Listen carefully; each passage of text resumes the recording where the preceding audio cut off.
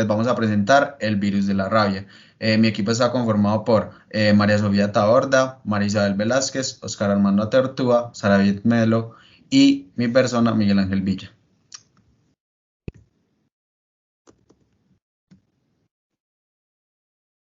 Listo, empecemos con la definición de qué es la rabia, y es una virosis zoonótica que se puede prevenir administrando una vacuna. Es una enfermedad vírica aguda, mortal, que afecta al sistema nervioso central. Se va a transmitir al hombre por medio de la saliva, por mordeduras arañazos de animales domésticos salvajes o infectados. El agente causal es el virus rábico, que pertenece al género Lisavirus de la familia Rabidovirus. Se conocen más de 80 serotipos de Lisavirus, pero el serotipo 1 es el principal agente productor de la rabia humana. En los signos y síntomas tenemos que comienzan con síntomas comunes como fiebre, cefalea, angustia, hinchazón o enrojecimiento, náuseas, malestar general y parálisis locales en los puntos de entrada. Estas manifestaciones clínicas pueden variar dependiendo pues, de las distintas formas que adopte la enfermedad. Luego comienzan a aparecer síntomas neurológicos como excitabilidad, alucinaciones, hidrofobia, delirio, convulsiones y finalmente la muerte.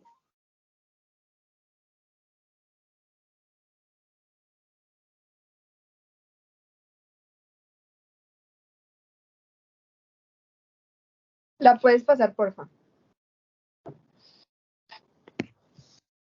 Listo, entonces hablando como de la historia natural de la enfermedad, podemos ver que existe el periodo prepatogénico, el periodo patogénico y el periodo de incubación.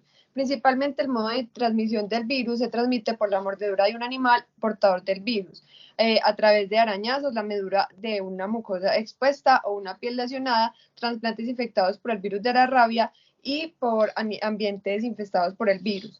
El periodo de incubación se replica lentamente en la musculatura, en el sitio de la mordedura, y en el punto de inoculación durante días o meses, pero también se han dicho que puede tardar entre 1 o más años. El periodo de transmisibilidad inicia de 3 a 7 días antes del inicio de los síntomas y finaliza con el fallecimiento del sujeto o del animal infectado. La susceptibilidad al virus es universal. El riesgo es mayor en personas que trabajan en laboratorios que tienen expuesto el virus, en granjeros, veterinarios y espeólogos. El ser humano tiene menor riesgo y los mamíferos sí son más propensos a adquirir el virus. En esta imagen de la derecha podemos ver cómo se da la replicación y podemos ver sus pasos. Listo, continúa.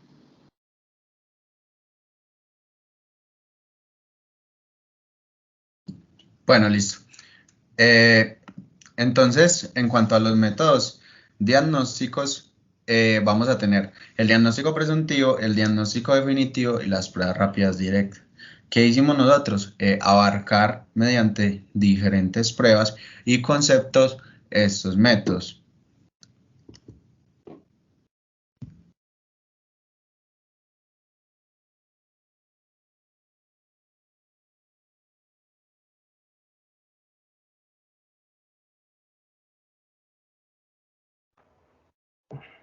A continuación vamos a presentar los indicadores epidemiológicos en Colombia y haremos un contraste con lo que ha sucedido en el mundo con algunos de estos. Entonces tenemos que para el año 2020 se presentaron 108.663 agresiones de animales potencialmente peligrosos en Colombia, y en el mundo se presentaron 29 millones de estas mismas incidentes. La proporción de incidencia de rabia humana por 100.000 habitantes fue del 0.002 en Colombia y el 0.0000037 en el mundo. Y la incidencia de agresiones por cada 100.000 habitantes fue 213.4. La porción de pacientes expuestos al virus fue de 38.80 y los muertos fueron uno en Colombia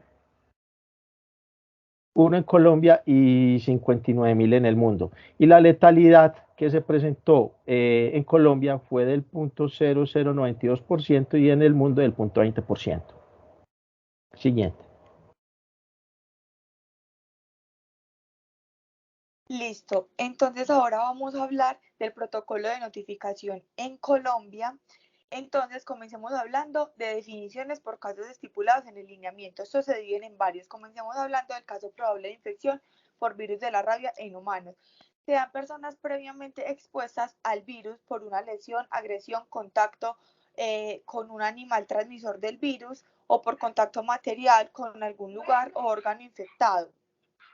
Se presentan síntomas como ansiedad, sensación de angustia, fiebre, cefalea, hipersensibilidad, irritabilidad, alucinación y sentimiento de violencia. En el segundo tenemos el caso probable de infección por virus de la rabia en humanos.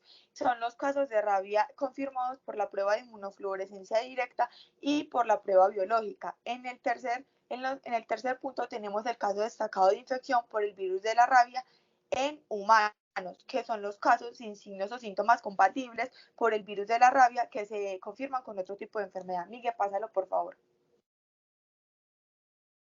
Bueno, luego tenemos el caso probable de infección por virus de la rabia en perros y gatos, que son perros o gatos vacunados o no contra el virus de la rabia que en el momento de la agresión, consulta o atención veterinaria o durante 10 días de observación presentan síntomas o signos.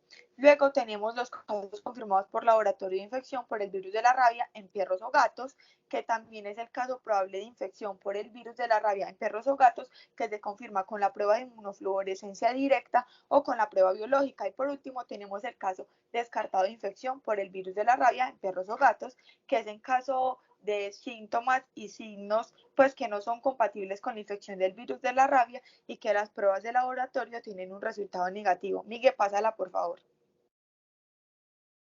Luego tenemos las pruebas diagnósticas y su interpretación. En Colombia se realizan las siguientes pruebas diagnósticas que varían en especificidad, sensibilidad, pero que conjunto de una o más de ellas permiten configurar el diagnóstico para personas o animales en los que se sospecha pues el virus de la rabia.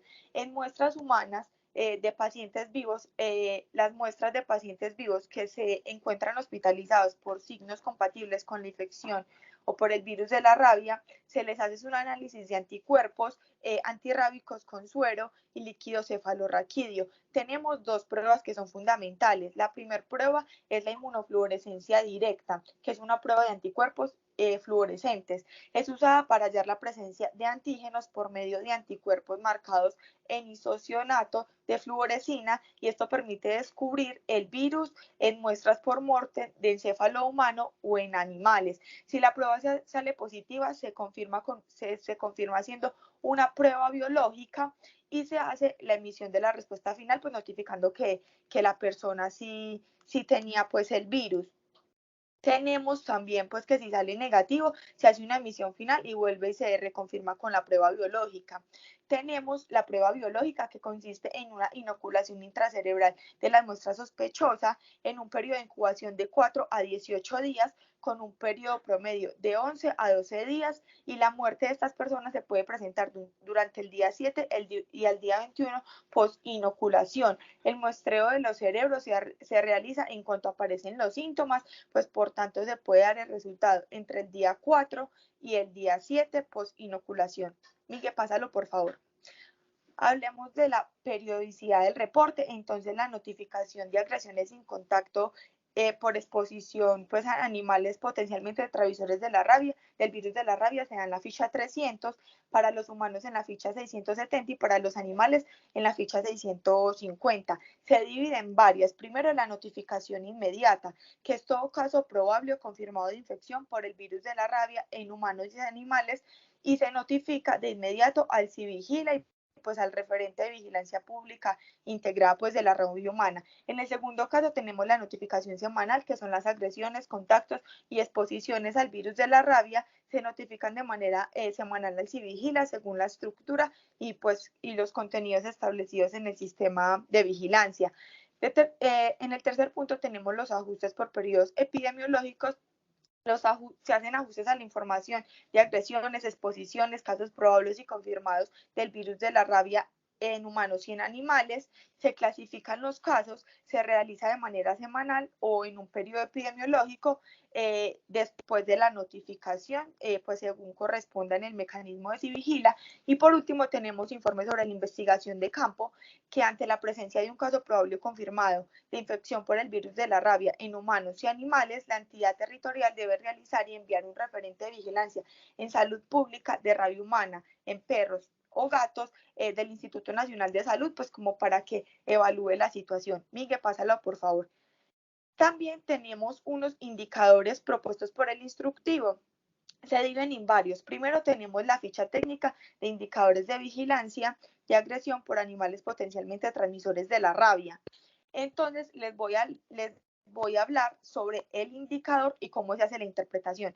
En esta tenemos varios indicadores. Primero es la proporción de incidencia de agresiones por animales potencialmente transmisores de rabia, que se interpreta así. Se presenta X casos de agresiones por animales potencialmente transmisores de rabia por cada 100.000 habitantes. En el segundo tenemos proporción de pacientes expuestos al virus de la rabia y se interpreta así: el porcentaje de pacientes agredidos por el virus de la rabia, que son agredidos por un animal, estuvieron expuestos al virus rábico. En el tercero tenemos el valor predilecto positivo de exposiciones graves. Se interpreta así: el tanto por ciento de los casos de exposiciones graves verdaderos fueron captados por el Sistema Nacional de Vigilancia, o sea, el CIVIGILA. En el cuarto tenemos la incidencia de exposiciones graves, que se interpreta así: el tanto por ciento de los casos captados por el Sistema de Vigilancia cumplieron con la definición de los casos de exposiciones graves. En el quinto tenemos el valor predilecto positivo de exposiciones leves, que se leía así: el tanto por ciento de los casos de exposición leves verdaderos fueron captados por el Sistema de Vigilancia, el CIVIGILA. Y en el sexto y último tenemos la incidencia de exposiciones leves, que se leía así: el tanto por ciento de los casos captados por el Sistema de Vigilancia cumplieron con la definición de casos de exposición leves. Miguel, pásala por favor, pasemos a la otra ficha. Bueno, en la otra ficha habla de la ficha técnica de indicadores de vigilancia en rabia humana. Esta tiene un indicador, que es la proporción de incidencia en rabia humana. Se interpreta así: se presenta X casos de rabia humana por cada 100.000 habitantes. Miguel, pasa la ficha, por favor.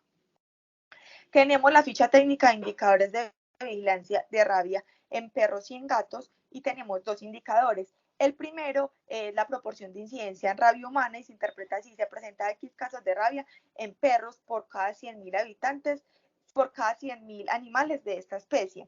Y tenemos el segundo, que es la proporción de incidencia en rabia, la proporción de incidencia de rabia en gatos, que se interpreta así: se presenta X casos de rabia en gatos por cada 1.000 animales de esta especie. Y tenemos la última ficha, que es la ficha técnica de indicadores de vigilancia de focos de rabia en animal. Y tenemos dos indicadores. El primero es la proporción de focos de rabia en perros y gatos y se interpreta así: se investiga X focos de rabia en perros y gatos por cada 100 focos identificados de estas especies. Y el segundo es la proporción de focos investigados de rabia silvestre y se interpreta así: se investiga X focos de rabia en animales de producción y en animales silvestres por cada 100 focos identificados de esta especie. Bueno, listo. Entonces, en cuanto a la validez y seguridad de las pruebas diagnósticas, realizamos la tabulación cruzada de los resultados de la prueba rápida por los resultados de la prueba de anticuerpos de fluorescencia de muestras de tejido cerebral en animales de Bután. Esto fue en un estudio experimental, pues, que previamente leímos, y de ahí sacamos estos valores. Bueno, entonces en cuanto a la sensibilidad tenemos que es del 92%, en cuanto a la especificidad del 100%, el valor predictivo positivo del 100% por cada 179 pruebas, valor predictivo negativo 84.4% por cada 179 pruebas, y la razón de verosimilitud positiva de 92.9, y también la razón de verosimilitud negativa de 9.1. Listo. En cuanto a la incidencia en Colombia, en el 2020 tuvimos que la incidencia por agresiones de por cada 100.000 habitantes fue de 213.4.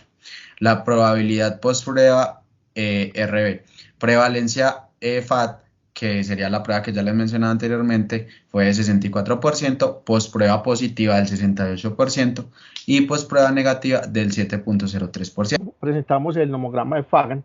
El nomograma de Fagan es una herramienta que, conocida la prevalencia y el valor predictivo positivo y el valor predictivo negativo, nos permite calcular la probabilidad de estar sano o enfermo, ¿cierto? Este nomograma consta de tres ejes: uno que es el de la izquierda, que es la probabilidad pretest, que es donde se grafica la prevalencia.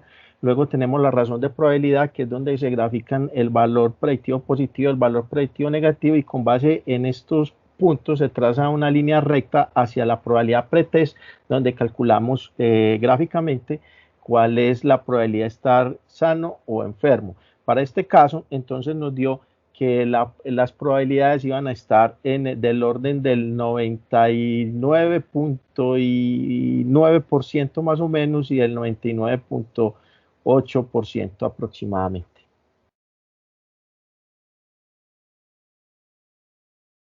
Siguiente.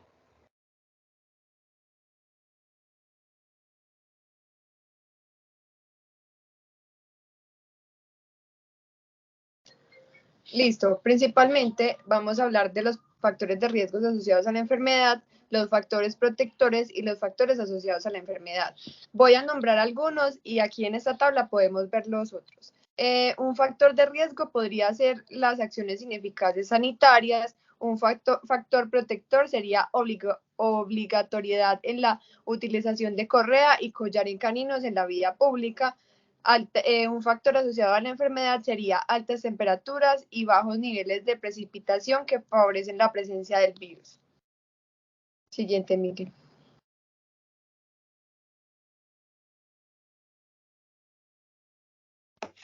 Listo. Voy a hablarles sobre los criterios de Kimbrough-Hill y voy a empezar por la temporalidad del virus de la rabia, teniendo que el primer caso se dio en 1997, en que causó la primera enfermedad de rabia en Australia, y teniendo el último caso en el 2010 aquí en Colombia, en Santander.